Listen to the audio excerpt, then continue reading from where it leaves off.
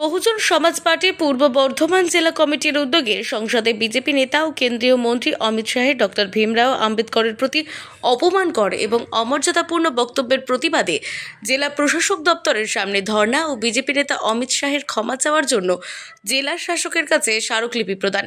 Doctor Bhimrao আম্বেদকরের অমর বাণী, নিজের উদ্ধার স্বয়ং করতে ক্ষমতার মহাচাবি হাতে নিয়ে শাসক হওয়া জরুরি। সংসদে ডক্টর বাবা সাহেব আম্বেদকর সম্পর্কে কেন্দ্রীয় স্বরাষ্ট্রমন্ত্রী অমিত শাহের সম্প্রতি বিতর্কিত মন্তব্যের পর দেশে জুড়ে ক্ষোভের ঢেউ উঠেছে। এই অপমানজনক মন্তব্যের প্রতিক্রিয়া দেশ জুড়ে চলছে বিভিন্ন রাজনৈতিক দল সহ সাধারণের বিক্ষোভ আন্দোলন। বিভিন্ন রাজনৈতিক দলের নেতা এবং সদস্যরা অমিত শাহের মন্তব্যের তীব্র নিন্দা জানিয়েছেন, যা সমাজের বিভিন্ন অংশের মধ্যে ক্ষোভের জন্ম দিয়েছে। এই বিষয়ে ইতিমধ্যে সরগরম দিল্লি এবং এই বিষয় নিয়ে সরব হয়েছেন রাজ্যের মুখ্যমন্ত্রী মমতা বন্দ্যোপাধ্যায়। এই মন্তব্যের প্রতিবাদে রাজপথে নেমেছেন অনেকেই।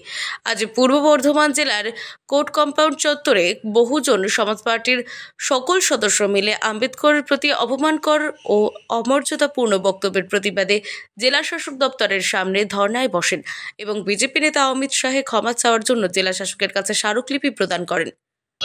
প্রেসিডেন্টের কাছে আমরা একটা ডেপুটেশন দিয়েছি ডিএম এর মাধ্যমে।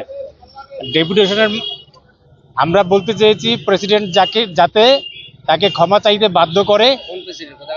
প্রেসিডেন্ট অফ ইন্ডিয়া, ঠিক আছে, তাদের কাছে বহিনজির নির্দেশে সারা ভারতবর্ষে প্রত্যেকটা জেলাতে আমাদের এই ডেপুটেশন, তারই অঙ্গ হিসেবে আমরা পূর্ব বর্ধমান জেলায় প্রেসিডেন্টের কাছে আমরা এরকম একটা ডেপুটেশন দিয়েছি আমাদের পূর্ব বর্ধমান জেলার ডিএম এর মাধ্যমে।